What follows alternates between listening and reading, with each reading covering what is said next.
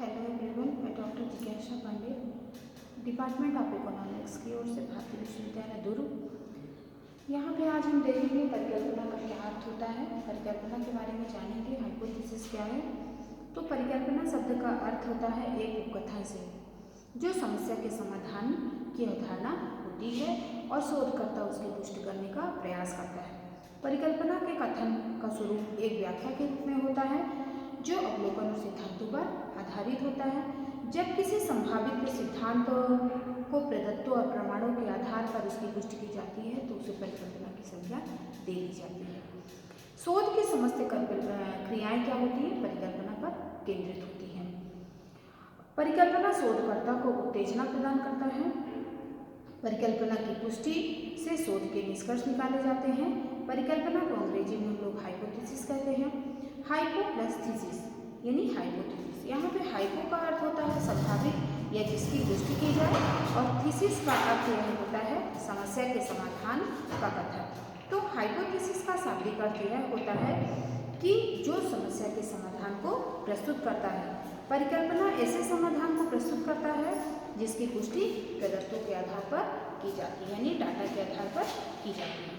यहाँ पे हाइपोथेसिस का एक और अर्थ है कि हाइपो का अर्थ होता है दो या दो से अधिक चरों का सम्मिश्रण से होता है और थीसिस का अर्थ है उन चरों की स्थिति को प्रकट करना।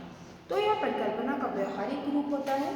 व्यवहारिक अर्थ है परिकल्पना में कुछ चरों का सम्मिश्रण करके उनकी स्थिति को प्रकट किया जाता है। तो इस सम्मिश्रण तथा स्थिति की पुष्टि प्रदत्तों और प्रमाणों के आधार पर की जाती है। यहाँ पे परिकल्पना को संभावित समाधान अथवा सिद्धांत भी कहा जाता है। इस कथन को अस्थायी रूप से सही मानकर इसकी पुष्टि करने का प्रयास किया जाता है।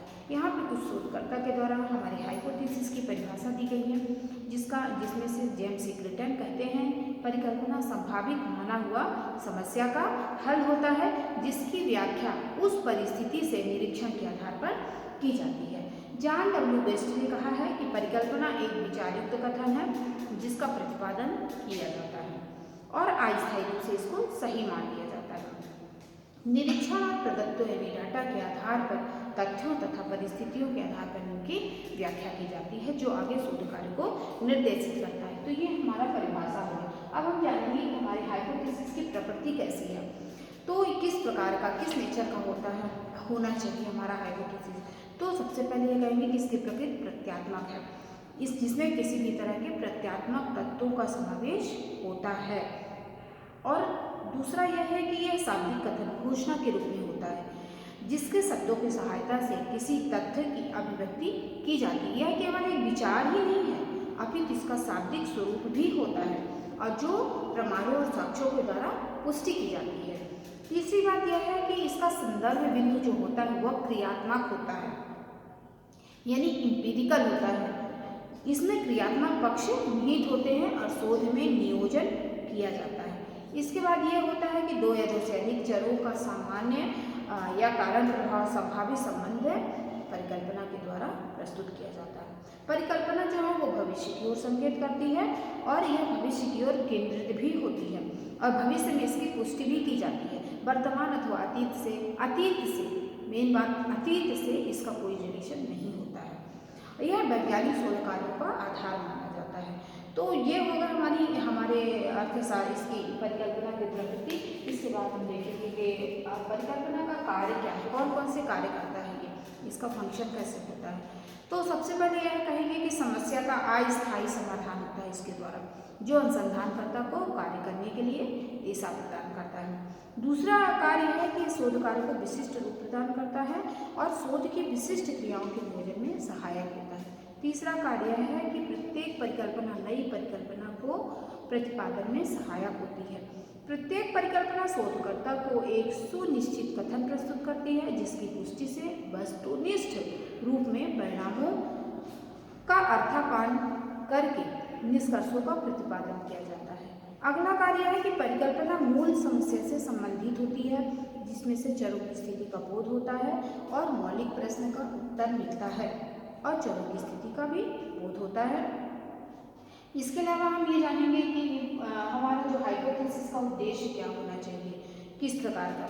तो यहाँ पे जॉर्ज जे मूले कहते हैं कि इसका उद्देश्य यह है शोध कार्य के लिए एक दिशा प्रदान करता है और अवांछित साहित्य की समीक्षा करने से बचाता है तथा उपयोगी डाटा के संकलन में सहायक होता है, यानी अनुपयोगी डाटा से हमें प्रदत्त से हमें बचाता है।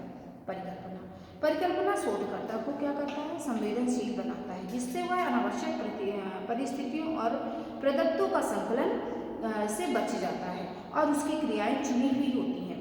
तीसरी बात यह है कि परिकल्पना से शोधकर्ता को समस्या को सही रूप में समझने में सहायता मिलती है और इससे समस्या का स्पष्ट रूप प्रकट हो जाता है। अगला उद्देश्य यह है कि परिकल्पना से शोध के निष्कर्षों में सहायता मिलती है। जैसे हमारा शोधकर्ता को दिशा प्रदान करता है, इसके जिससे वह निर्णय करता है, चरों की स्थिति का बोध कराता है। दूसरा उद्देश्य यह है कि प्रमुख तथ्यों के चयन में सहायता मिलती है। अगला है कि निष्कर्षों को निकालने में भी सहायता मिलता है हाइपोथेसिस के द्वारा। इसके बाद हम देखेंगे कि हमारे हाइपोथेसिस का क्या महत्व होता है, क्या क्या इसका इम्पोर्टेंस है। तो D.B. वेन टेलर ने कहा है कि वैज्ञानिक शोध कार्य परिकल्पना के द्वारा ही किया जाता है। परिकल्पना समस्या और समाधान की मध्यस्थता करती है। एक तरफ समस्या होता है, दूसरी तरफ हमारा समाधान होता है, उनके बीच में जो हमारा हाइपोथेसिस है वो मध्यस्थता का कार्य करता है। परिकल्पना समस्या का संभावित समाधान देती है। परिकल्पना शोधकर्ता को निर्देशन देती है तथा शोध कार्य की रूपरेखा प्रस्तुत करती है, जिससे शोध के चरों का बोध होता है कि हमारे शोध में कौन कौन से वेरिएबल शामिल हैं। परिकल्पना समस्या का सीमांकन करती है। शोधकर्ता समस्या के तथ्यात्मक तथा प्रत्यात्मक तथ्यों को गहन रूप से समझ सकता है। परिकल्पना की सार्थकता को निर्धारित करती है। परिकल्पना शोधकर्ता को रचनात्मक कार्य के लिए निर्देशित करती है। परिकल्पना केवल शोध कार्य को दिशा ही नहीं प्रदान करती है, बल्कि डाटा के संकलन के लिए आधार भी प्रस्तुत करती है। जैसे हमारा हो गया किस प्रकार का उपकरण हमें उपयोग करना चाहिए, परीक्षण किस प्रकार से करना चाहिए, उनकी प्रविधियाँ मेथड्स कौन कौन से होने हैं, ये सारी चीज़ों का हमें महत्व परिकल्पना के द्वारा पता चलता है। इसके बाद परिकल्पना समुचित तथा प्रभावशाली उपकरण और प्रविधियों के चयन में सहायक होता है। परिकल्पना निष्कर्षों के लिए आधार प्रदान करती है। परिकल्पना नए शोध के लिए प्रोत्साहित करती है, यानी परिकल्पना जो है भविष्य की ओर संकेत करती है। तो आज हम आपको यहीं तक बताएंगे। इसके बाद कल के नेक्स्ट टॉपिक में हम पढ़ेंगे परिकल्पना के प्रकार। धन्यवाद।